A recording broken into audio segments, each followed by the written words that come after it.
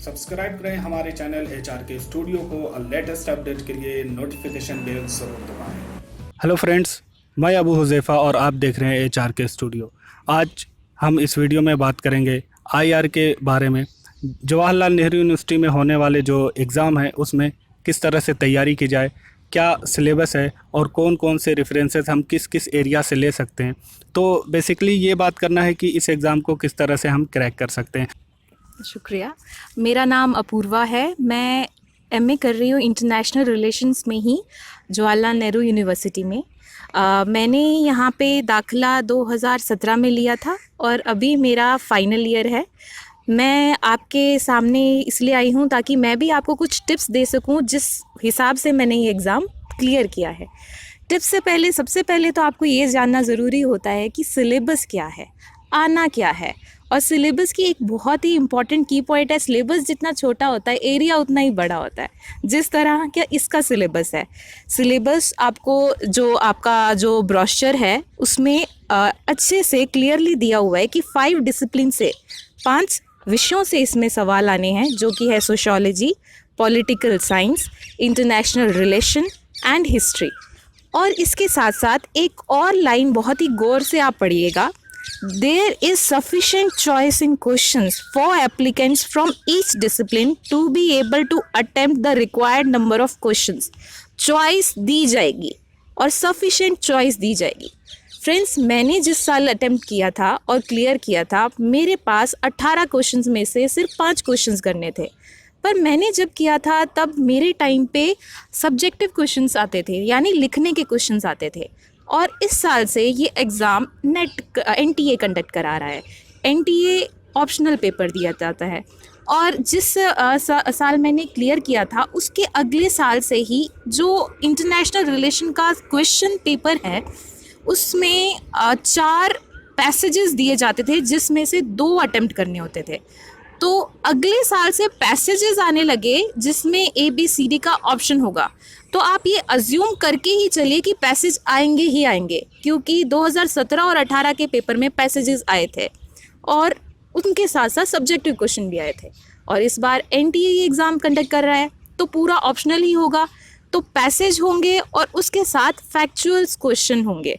मैं आपको सबसे पहले तो ये कहूँगी कि JNU की वेबसाइट से जाके आप पिछले 4 साल के क्वेश्चन पेपर्स डाउनलोड कीजिए, जो कि आप स्क्रीन पे देख सकते हैं।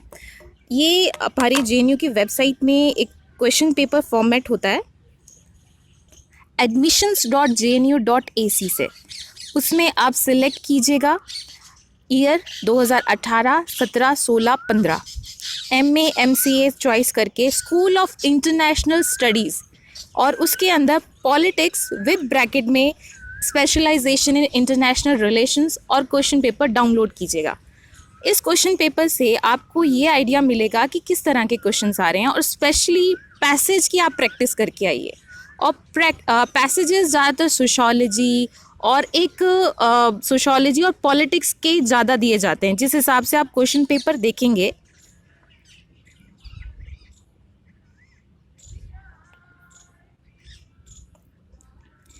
मैं 2018 के क्वेश्चन पेपर का एक उदाहरण लेती हूँ, जिसमें 4 पैसेज आए थे और 2 चूज़ करने थे, मतलब चॉइस थी 2 की। अब उसके अंदर पहला पैसेज जो था वो थोड़ा सा हमारा इंडो यूरोपियन और लैंग्वेजेस पे था। तो लैंग्वेज आप कह नहीं सकते कि सोशियोलॉजी से है, पॉलिटी से है, क्या है, तो मिक्स्ड।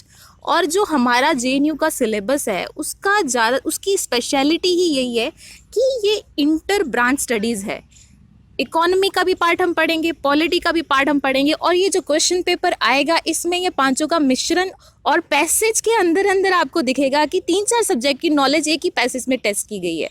और पैसेज ईजी रहेंगे और कॉमन सेंस से भी सॉल्व किए जा सकते हैं। और चॉइस होगी 4 की, तो आप वही अटेम्प्ट कीजिएगा जिसमें आप ज़्यादा कॉन्फिडेंट है। फॉर एग्जाम्पल, आपका सोशियोलॉजी बैकग्राउंड है तो आप कोशिश कीजिएगा सोशियोलॉजी वाला अटेम्प्ट कर लीजिए। तो 2018 में जो आए थे वो पैसेज एज इट इज़ आए थे, और जो 2016 में जो 17 में जो पैसेज आए थे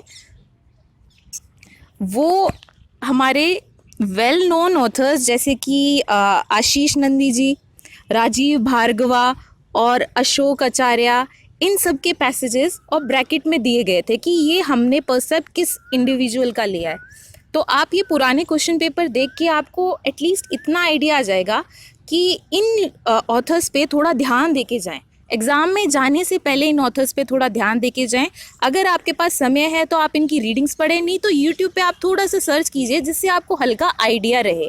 अब मैं आपके सामने कुछ क्वेश्चंस डिस्कस करना चाहती हूँ और मैं ये चाहती हूँ कि जैसे हम किसी चीज़ को देखते हैं तो एक एंगल होता है, तो एक नज़रिया होता है। आप ये एग्ज़ाम देने से पहले ये एंगल लेके चलिए कि सब्जेक्टिव पेपर नहीं है, ऑब्जेक्टिव पेपर है।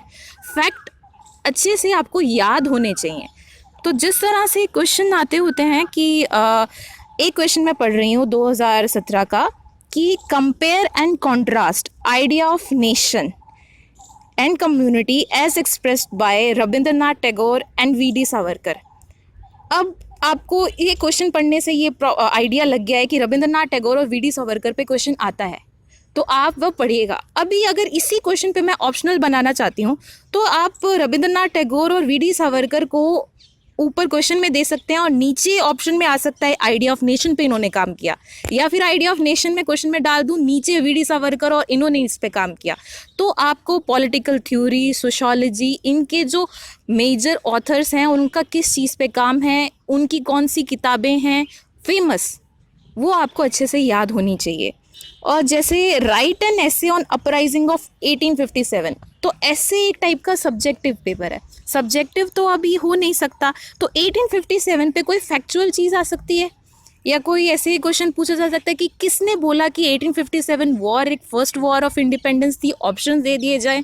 तो एक एंगल लेके चलिएगा कि आपको सब्जेक्टिव पेपर के लिए प्रिपेयर करना है, ना कि आपको ऑब्जेक्टिव पेपर के लिए प्रिपेयर करना है। और जैसे इकोनॉमी का मैं थोड़ा सा पार्ट ले रही हूँ, एक क्वेश्चन है discuss the impact of global financial crisis on Indian economy.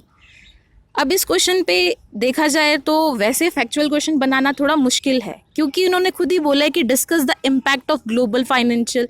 अब आप थोड़ा सोच के देखिए, ग्लोबल फाइनेंशियल कौन कौन सी बॉडीज़ हो सकती हैं। IMF हो सकता है, तो आप IMF पे थोड़ा सा डिस्कस और डिबेट करके आइए, नहीं तो थोड़ा सा पढ़ के आइए कि कब बना था या कौन सी रिपोर्ट्स ये देते हैं, क्या क्या चीज़ें हैं। तो आप इन क्वेश्चन पेपर्स को देख के ये अंदाज़ा लगाइएगा कि आपको क्या क्या एरिया कवर करने ही करने हैं। जैसे मार्क्स वेबर पे हमेशा क्वेश्चन आता है, तो मार्क्स वेबर पे डिस्कशन और डिबेट का क्वेश्चन आता है, तो मार्क्स वेबर पे अभी कोई फैक्चुअल क्वेश्चन बना दिया जाएगा कि इनकी क्या थ्योरी थी, इन्होंने किस पे काम किया था, या कोई थ्योरी इनकी क्वेश्चन में दे दी जाए, ये किसकी थी, ऑप्शन में मार्क्स वेबर आ जाएगा। और इंटरनेशनल रिलेशन से जैसे ट्रीटी ऑफ वेस्टफेलिया पे क्वेश्चन आता था रिटन में। वर्ल्ड हिस्ट्री पे ज़रूर एक क्वेश्चन आता होता है, क्योंकि इंटरनेशनल रिलेशन का सबसे इम्पॉर्टेंट पार्ट है। तो वर्ल्ड वॉर्स और treaty of Westphalia, treaty of Versailles और यूनाइटेड नेशंस, ये कब बनी, कैसे बनी, और अलाइज पार कौन कौन से थे, एक्सिस पार कौन कौन से थे। तो ये कुछ ऐसे एरियाज हैं जिन पे इंटरनेशनल रिलेशंस पे एक फैक्चुअल क्वेश्चन बहुत ही आसानी से बनाया जा सकता है। और हाँ, इन्वायरमेंट पे क्वेश्चन हमेशा से आता है। दो आप सिलेबस देखेंगे, सिलेबस पे इन्वायरमेंट दिया नहीं हुआ है, बट मैंने जब पेपर दिया था तो उस पर भी आया था, और उसके सब्सिक्वेंट 2 ईयर्स में भी ग्लोबली इन्वायरमेंट, क्लाइमेट चेंज पे क्वेश्चन आता ही आता है। तो इसीलिए मैं कह रही थी कि सिलेबस जितना छोटा दिया जाता है उसका दायरा उतना बड़ा बना देते हैं, और क्वेश्चन पेपर देखना बहुत ही ज़रूरी है, क्योंकि क्वेश्चन पेपर में क्लियरली इन्वायरमेंट के क्वेश्चन है लेकिन सिलेबस पे नहीं दिया हुआ था। तो जैसे मैंने क्वेश्चन पढ़ के आपको बता रही हूँ, what do you understand by global environment, global climate change? What are the indicators of climate change? Because of climate change, what are the indicators or ways of combining the phenomena? और मेरे time पे question था कि what is climate change. तो ये एक ऐसा है, दो इस पर लिखने के लिए बहुत है, नहीं तो आपको एक ऐसा हाइपोथेटिकल आंसर बना करके दे दिए जाएंगे व्हाट इज़ क्लाइमेट चेंज। तो the change in weather within area time period, जो कि सिर्फ 1-2 दिन पे हम बात करते हैं तो वो तो वेदर हो गया, आज क्या वेदर है, कल क्या वेदर है, बट अगर हम सालों में देखा जाए तो वो क्लाइमेट है। तो ये कुछ लॉजिक क्वेश्चंस हैं, अगर आप सोच के देखोगे तो भी आप इस तरह के क्वेश्चंस अटेम्प्ट कर ले जाओगे। उस दिन फ्रेंड्स आप बहुत ही आराम से और काम माइंड से आइए, क्योंकि ऑप्शनल एक ऐसा खेल है जिसमें आप बहुत बार तो अपनी कॉमन सेंस से आंसर निकाल के लेके जा सकते हैं। और पैसेज, स्पेशली जो पैसेज होता है उसमें आपको बहुत ही शांति से पेपर सॉल्व करना होता है, क्योंकि रीड करके फिर उसको पढ़ के अगर आपका दिमाग शांत नहीं है तो आप फिर से क्वेश्चन पेपर पढ़ेंगे, फिर से क्वेश्चन पढ़ेंगे कि इसका ABCD क्या होगा, फिर से पैसेज पे जाएंगे, तो इससे आपका थोड़ा समय ना बर्बाद होगा।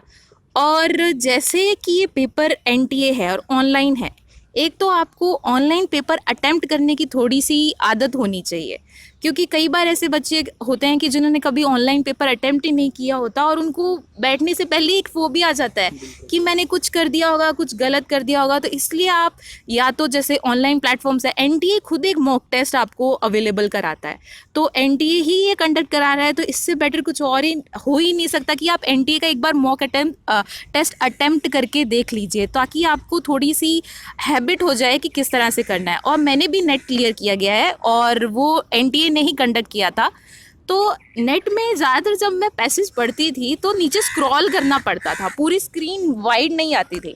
और कई बार जैसे जो बच्चे होते हैं, जो फर्स्ट टाइमर्स होते हैं, वो थोड़ा परेशान हो जाते हैं कि भाई कैसे होगा, और जैसे बटन्स कैसे यूज़ करने हैं, रीड और उसको फिर से मार्क कर दो कि मैं बाद में आके देखूंगा। साइड में ऐसे स्क्रीन होती हैं, जैसे क्वेश्चंस ग्रीन होते हैं तो आपने अटेम्प्ट किया है, ब्लू यानी कि आपने फिर से आप उसको देखना चाहते हो। और ये JNU के एंट्रेंस की एक बहुत ही अच्छी बात है कि ये 3 घंटे देते हैं। जिस टाइम हम सब्जेक्टिव करते थे, ऑब्वियसली आप मान लीजिए कि 18 क्वेश्चंस में मुझे 5 करने हैं, जिसमें सेक्शन A और B होता था। A से 2 करने होते थे, B से 3 करने होते थे, तो बहुत ही सफिशिएंट टाइम होता था। तो इसमें ये देखा गया था कि टाइम बच्चे कम यूटिलाइज कर रहे हैं और जल्दी, मैं तो खुद ही 2 घंटे से पहले ही निकल ली थी। और ये अगली बार से क्या हुआ कि पैसेज डालने लगे, और पैसेज थोड़े ऐसे डाले कि बच्चे थोड़ा टाइम तो लगाएं पढ़ने में, और उसके बाद भी टाइम बहुत बचता था। तो इस बार पहली बार ये है कि भाई ऑप्शनल पेपर होगा और 100 नंबर का जिस तरह से क्वेश्चन है तो हो सकता है 100, और 3 घंटे आपको दिए जाएं तो वो बहुत ही सफिशिएंट है। तो या तो आप अपनी प्लानिंग कर लीजिए कि आपको, और हाँ, जो ऑनलाइन पेपर हो, जैसे आपके हाथ में कोई क्वेश्चन पेपर है तो आप खोल के देख सकते हो कि आपको पहले कौन सा अटेम्प्ट करना है, आपको पहले पैसेज करने हैं, आपको पहले ही, या फिर ऑप्शनल करने हैं। तो अगर आप चाहते हो, ये आपको उसी अटेम्प्ट करने की वजह से ही आएगा। इसीलिए मैं कह रही हूँ कि मॉक टेस्ट आप अटेम्प्ट करके देख लीजिए और टाइम लगा के मॉक टेस्ट कीजिएगा, ताकि आपको पता चले कि आप पैसेज पहले करना चाहते हैं या पैसेज बाद में करना चाहते हैं। कई बच्चे ऐसे होते हैं एकदम फ्रेश माइंड से चाहते हैं कि मुझे पैसेज पहले करना है, और कई बच्चे ऐसे होते हैं जो कहते हैं कि पैसेज टाइम ज़्यादा बर्बाद करता है, हमारी रीडिंग बहुत स्लो है, हमारा एनालिटिकल बहुत वीक है, तो हम बाद में करना चाहेंगे ताकि हमारा छूटे ना पेपर। तो वो बच्चे पैसेज बाद में करें, और ये वाले बच्चे पैसेज पहले भी कर सकते हैं। और कई बच्चे ऐसे होते हैं, क्योंकि ऑनलाइन टेस्ट में क्या होता है, जैसे जैसे क्वेश्चन आए आप धड़ाधड़ करते रहो, तो 1 2 3 4 5 6 आप ऐसे करते रहते हैं, तो उसमें जैसे उनके लिए पैसेज पहले आ गया। और वो ऐसे बच्चे हैं जो पैसेज में अटकते हैं, तो उनको एक बार पैसेज स्किप करके दूसरा करके आ जाना चाहिए। टाइम का इफ़ेक्टिव मैनेजमेंट बहुत ही ज़्यादा ज़रूरी है। और जिस साल मैंने ये दिया था, तो मैंने एक्चुअली मेरा जो बैकग्राउंड है वो इंजीनियरिंग है, और इंजीनियरिंग के होने के बावजूद भी मैंने ये IR एरिया स्टडीज़ कवर किया है, क्योंकि एक तरीका होता है पेपर को अटेम्प्ट करने का। तो मैं जब फॉर्म भर रही थी, मैं एक्चुअली इंटरनेशनल स्टडीज़ का दिमाग में लेके नहीं आई थी, बट मैंने जब इंटरनेशनल रिलेशंस का क्वेश्चन पेपर देखा तो मुझे एक आइडिया हुआ कि ये बहुत ही डायनामिक सब्जेक्ट है।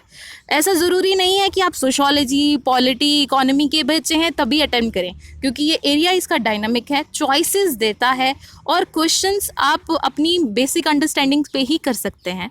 तो मैंने इसका क्वेश्चन पेपर देख के ही सोच लिया था कि ये मैं अटेम्प्ट कर दूंगी और ये मैं कर सकती हूँ, और एक इंजीनियरिंग का बच्चा कर सकता है तो आप भी कर सकते हैं। और अभी भी आपके पास सफिशिएंट टाइम है। आज 22 तारीख है, 29 तारीख को ये इम्तिहान है, तो 1 महीने से तो थोड़ा ज़्यादा समय है ही, और मैं मानती हूँ कि 1 महीना बहुत ही गोल्डन टाइम पीरियड है, आप कर सकते हैं अगर आप अपनी स्ट्रेटजी बनाएं। अगर अभी आप क्वेश्चन पेपर्स खोलें, देखें क्या क्या एरिया इंपॉर्टेंट है, और जो BA के बच्चे हैं उनके लिए तो एक प्लस पॉइंट है ही, सोशोलॉजी, पॉलिटी, उनके थोड़े मोटे मोटे जो ऊपर जो आपको लगता है कि ये क्वेश्चंस डायरेक्ट है और फैक्ट्स इनके इंपॉर्टेंट है। अब 1857 का क्वेश्चन 3-4 बार क्यों आया? क्योंकि उस पे तो बच्चे बीए के पूरी एक किताब पढ़ लेते हैं। तो जिस चीज़ पे आपने पूरी एक किताब पढ़ी है उस पे क्वेश्चन पूछना तो आराम से आप कर सकते हैं। तो बीए वालों के लिए वैसे प्लस पॉइंट है। इंजीनियरिंग वाले या दूसरे साइंस बैकग्राउंड के बच्चे भी कर सकते हैं, हिंदी मीडियम के बच्चे भी आते हैं, इवन इग्नू के पास आउट बच्चे भी मेरे साथ हैं। अब जैसे अभी तो खैर रिटर्न नहीं है, बट मेरी क्लास में एक बच्चा है जिसने अपना पूरा एग्ज़ाम आधा हिंदी में और आधा इंग्लिश में लिखा था। मतलब यहाँ की फैकल्टी नॉलेज टेस्ट करती है, तो ऑब्वियसली ये जो एग्ज़ाम होगा वो आपकी नॉलेज टेस्ट करेगा और कॉमन सेंस टेस्ट करेगा। तो इसके लिए आप कोई भी स्ट्रीम के बच्चे हैं अभी भी लग जाएं, निकाल सकते हैं आप एग्ज़ाम। और मैंने जेएनयू के लिए एक अमेज़ोन से एक किताब ऑर्डर कर ली थी जो कि अरिहंत का क्वेश्चन बैंक था, ताकि मुझे एक आइडिया रहे कि किस तरह के क्वेश्चंस हैं। दो मैं बोल रही हूँ कि आप पहले तो वेबसाइट पे जाके आप ट्रेस कर लीजिएगा, क्योंकि जैसे क्वेश्चन बैंक होता है वो कुछ क्वेश्चंस अपने हिसाब से भी डाल देता है, पर बेसिक फोकस ये है कि भाई इस यूनिवर्सिटी ने किस तरह के क्वेश्चन पूछे हैं और अब एनटीए किस तरह के क्वेश्चन पूछ सकता है। तो एनटीए का भी मॉक टेस्ट पे थोड़ा ध्यान दीजिएगा। और जैसे बेसिक सिलेबस है सोशोलॉजी का, आप देख लीजिए कि बैचलर्स वाले बच्चे क्या पढ़ते हैं, क्या ऑथर्स पढ़ते हैं। मार्क्स पढ़ेंगे, वेबर पढ़ेंगे, इंडियन ऑथर्स में, और सोशोलॉजी और पॉलिटिकल साइंस के कुछ एरियाज ऐसे हैं जो ओवरलैप करते हैं। थिंकर्स वो भी पढ़ेंगे, थिंकर्स ये भी पढ़ेंगे। ये थोड़ा पॉलिटिकल एंगल से पढ़ लेंगे, वो थोड़ा सोशोलॉजी एंगल से पढ़ लेंगे, बट पढ़ेंगे दोनों ही। तो अगर आप पॉलिटी के भी हो तो ऑब्वियसली आप सोशोलॉजी वाला आराम से करके जा सकते हैं। और इकोनॉमी वाले हैं, केन्स थ्योरी पढ़ेंगे, कहीं ना कहीं से वो दूसरे सोशोलॉजी वाले भी पढ़ें, क्योंकि वो भी इकोनॉमिक एंगल देखते ही हैं। तो आप जैसे केन्स थ्योरी कब आई, किसने आई, उसके आगे वाली थ्योरी, वे वाले ऐसे क्वेश्चंस हैं जो कि हर एक इकोनॉमी वाले बच्चे को पता होंगे। तो इकोनॉमी वाला तो कर लेगा, बट दूसरा वाला जो बच्चा है अगर वो मेहनत करेगा या थोड़ा सा ध्यान भी देगा। और कई बार ऐसे होता है, जैसे हमारे दोस्त होते हैं, कोई सोशोलॉजी का है, कोई पॉलिटी का है, एक दिन उसके साथ बैठ जाओ, पूछ लो भी इसमें सिलेबस क्या क्या, खोल के देख लेना, इसमें क्या है, इसमें क्या है, इसमें क्या है। या नहीं तो थोड़ा सा यूट्यूब पे सर्च कर लेना, नहीं तो शॉर्ट नोट्स बना लेना। और नोट्स बहुत ही काम करते हैं। बस हल्का सा 20 पन्ने का अपना नोट्स बनाइए, उसी दिन चलते चलते पढ़ते हुए जाइए। और बहुत बार ऐसा होता है कि सुबह पढ़ा हुआ एग्जाम में आ जाए, बहुत बार होता है। और एक मैं ये बता रही हूँ कि जेएनयू के जो एंट्रेंस है 27, 28, 29 3 तारीख को हो रहे हैं। हमारा एग्ज़ाम 29 तारीख को है। 27 और 28 को ऑलरेडी इकोनॉमिक्स और हिस्ट्री और पॉलिटिकल साइंस का पेपर तो हो ही जाएगा, और इकोनॉमी जो जेएनयू का आईआर वाला पार्ट है उसका भी हो जाएगा। तो मैं आपसे थोड़ी दरख्वास्त करूंगी कि आप भी इन लोगों जो ऑलरेडी, क्योंकि एनटीए का पेपर ऑनलाइन होता है, उसका क्वेश्चन पेपर अवेलेबल नहीं होगा, लेकिन अगर आप उन बच्चों से मिलके आप थोड़ा इनसे बात करवा दें, इनका थोड़ा परिचय करा दें कि किस तरह के क्वेश्चन आए हैं, तो इनके लिए और भी ज़्यादा सहायक हो जाएगा कि और ये समझ जाएंगे कि इस तरह का डायरेक्ट क्वेश्चन आया है। तो जैसे कुछ बच्चे एसएससी करते हैं, अब जिनका आखिरी दिनों में एसएससी आता है उनके लिए और ज़्यादा हेल्पफुल हो जाता है। जैसे पहले के पेपर में क्या हुआ, first women to be president, उसके अगले पेपर में क्या हुआ, first women to be prime minister. इस तरह के क्वेश्चन है तो वो पहले ही रट लेगा कि फर्स्ट वुमेन टाइप के क्वेश्चन आ रहे हैं। तो जैसे आपने पॉलिटिकल साइंस का पेपर देख लिया, क्योंकि पेपर डिस्कस करने में एटलीस्ट उसको 20 क्वेश्चन तो याद ही होंगे कि मोटा मोटा क्या आया था। तो इन बच्चों के लिए हेल्प हो जाएगी। और एनटीए एग्ज़ाम कंडक्ट कर रहा है तो ऑब्वियसली एक इंस्टीट्यूट की एक टेंडेंसी होती है कि वो एक चीज़ को फोकस करेगा, तो ऑब्वियसली वो दूसरी चीज़ में भी झलकेगी। और इंटरनेशनल रिलेशन, एरिया स्टडीज़, ये कुछ ऐसे टॉप सब्जेक्ट्स हैं जो डायनामिक हैं, सबको मिला के चलते हैं। और इंटरनेशनल बॉडीज़ के जैसे क्वेश्चन आए हुए हैं, ब्रिक्स का क्वेश्चन आया हुआ है। अब ब्रिक्स का क्वेश्चन तो सब्जेक्टिव में पूछा था, इसका फैक्चुअल भी पूछ सकते हैं कि ब्रिक्स के कौन कौन से नेशन हैं, इंडिया ने कौन से ईयर में उसको ज्वाइन किया था। तो ये मोटी मोटी चीज़ें आप पढ़ के आइएगा। इतना तो आपको मेहनत करना बनता है, जब आप जेएनयू में आने का सोच रहे हैं तो इतनी तो मेहनत लगेगी और ये वर्थ इट है। और सिलेबस डाउनलोड कर लीजिएगा, बीए वाले बच्चे क्या क्या पढ़ते हैं। हो सके तो आप इग्नू से देख लीजिए, क्योंकि इग्नू का जो सिलेबस होता है वो ओवरऑल एक स्टैंडर्ड यूनिवर्सिटी मानी गई है। तो आप इग्नू में जो बीए का पढ़ा रहे हैं तो इग्नू वाली वेबसाइट पे सारा आपको मिल जाएगा। और मैं ये बोलूँगी कि समय बहुत कम है, एक एक चीज़ अब भी नहीं पढ़ सकते हो, 5 सब्जेक्ट्स की एक एक चीज़ आप नहीं पढ़ सकते हो, बट आप मोटा मोटा देख सकते हो कि क्या पढ़ाया जाता है। आप टाइटल देख लीजिए कि कौटिल्य पढ़ाया जाएगा, तो कौटिल्य ने क्या क्या चीज़ दी है, मंडल थ्योरी दी है, इंटरनेशनल में भी पढ़ाया जाता है वो, और मैकियावेली कौटिल्य का कंपैरिजन है। और जैसे अभी मैंने देखा सावरकर और रविंद्रनाथ टैगोर का कंपैरिजन है। इस तरह की चीज़ें अगर आप मोटे मोटे तौर पे 30 दिन का अच्छा सा शेड्यूल बना के चलिए, 30 दिन से ज़्यादा समय है, 7 दिन आप अपने आप को प्रैक्टिस और उन चीज़ों पे डालिए, लेकिन 30 दिन का अच्छे से आप शेड्यूल बना लीजिए। 5 सब्जेक्ट हैं, 6 दिन दीजिए। 6 दिन से भी अगर कम समय है तो वो आप अपनी प्लानिंग कर लीजिए। ज़्यादा मेहनत नहीं लगेगी बट स्मार्ट वर्क लगेगा, हो जाएगा। मैं आपको ऑल द बेस्ट कहूँगी। हाँ, तो मैम ने बहुत ही डिटेल में सिलेबस बताया और इसके अलावा कौन कौन से एरिया से क्वेश्चन आ सकते हैं ये सारी चीज़ें बताई। एक चीज़ जो मैं भी थोड़ा सा ऐड करना चाहता हूँ कि एनटीए के साइट पे जो मैम ने बताया कि आपको मॉक टेस्ट दे देना चाहिए, वो ऐसा है कि आपको पहले एक बार अप्लाई करना होगा। आप जाइए वहाँ पे, उन्होंने ऐप भी अपना दिया, मोबाइल में भी आप डाउनलोड कर सकते, उस पर जाइए, रजिस्टर कीजिए। उसके बाद आपको ऑप्शन मिलेगा 3-4, आपके नियर बाई एरिया में जो जो एनटीए का जो भी करीब होगा 5 ऑप्शन होंगे, उनमें से आप किसी एक पे सेलेक्ट कीजिए, टाइमिंग मिलेगी और जाकर उसे ज़रूर देखिए।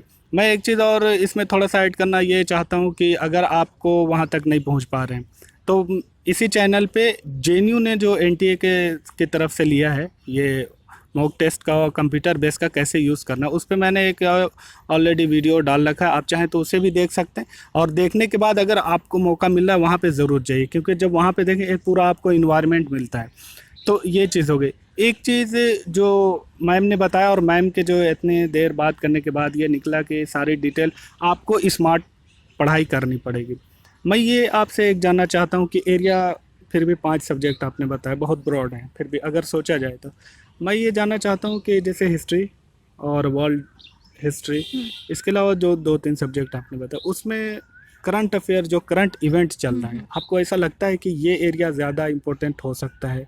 क्या इस पे बोलना चाहिए? ये अगर आप पुराने क्वेश्चन पेपर्स देखेंगे तो एक बार तो क्वेश्चन ब्रिक्स पे आया, एक बार क्वेश्चन साउथ चाइना सी पे आया।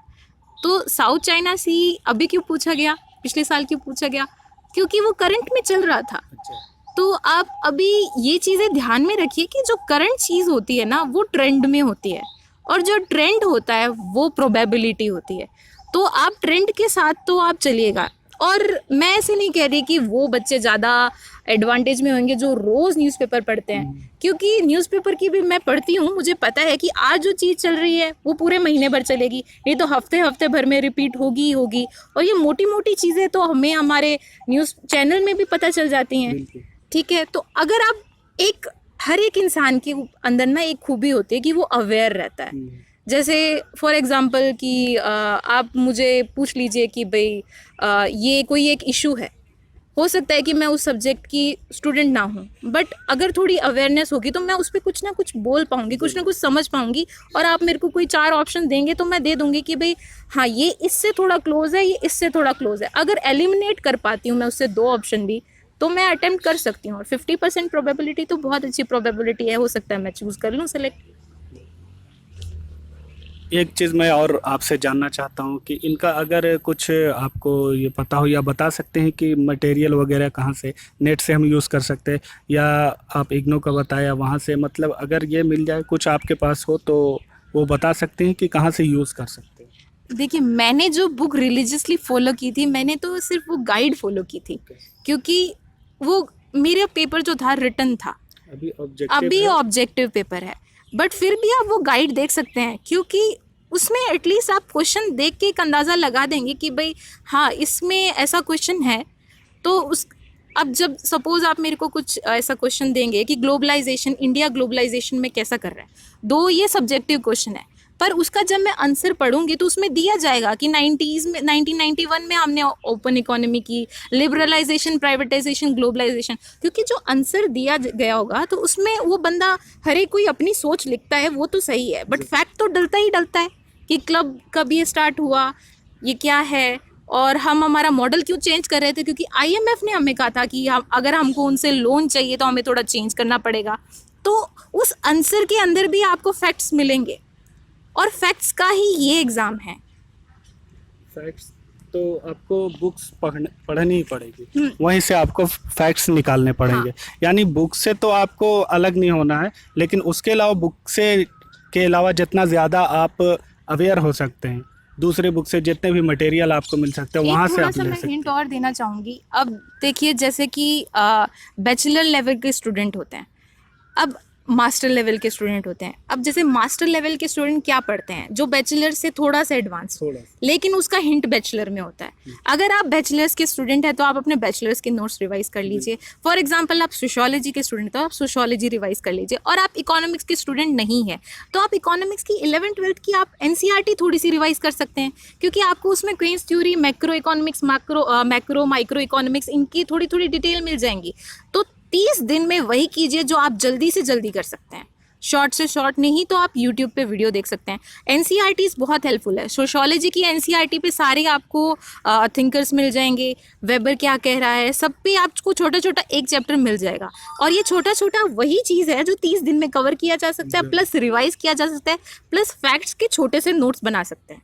और नोट्स बनाइएगा, रिवाइज कीजिएगा और कॉमन सेंस से पेपर दीजिएगा, और अटेम्प्ट ज़रूर कीजिएगा। जितना ज़्यादा अटेम्प्ट करेंगे उतने ज़्यादा चांस है सिलेक्शन होने के।